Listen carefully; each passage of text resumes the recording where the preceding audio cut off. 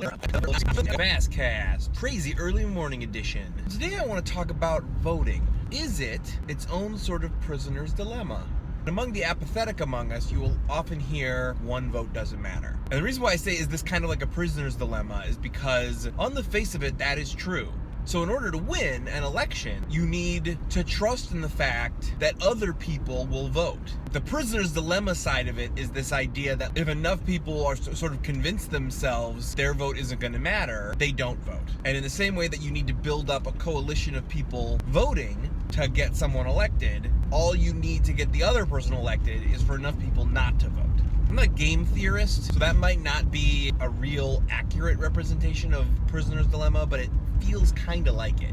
As a real quick primer on the prisoner's dilemma, there's you and a partner. If neither one of you confess, you get a little bit of time. If one of you confesses, that person gets nothing, the other person gets a ton of time. But if you both confess, you both get a decent amount of time. You have an incentive to act even though it seems to be against your best interest. I guess with the election thing, it's kind of backwards because it's more like you don't see the incentive to act because your impact seems like it would be too small. The actual truth is, and nobody wants to say this out loud, one vote will almost never matter.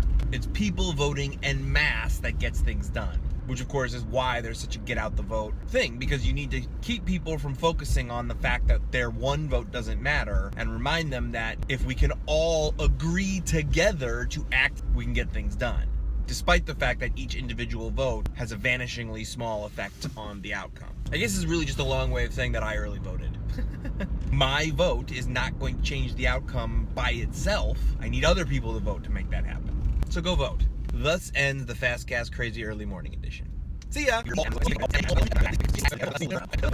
Hey, thanks for watching the FastCast. If you like what I do here, don't forget to like, share, and subscribe. You can also follow me on Twitter at Mr. J Handle. And remember to check back because I do this a couple times a week. Thanks a lot, everybody. FastCast!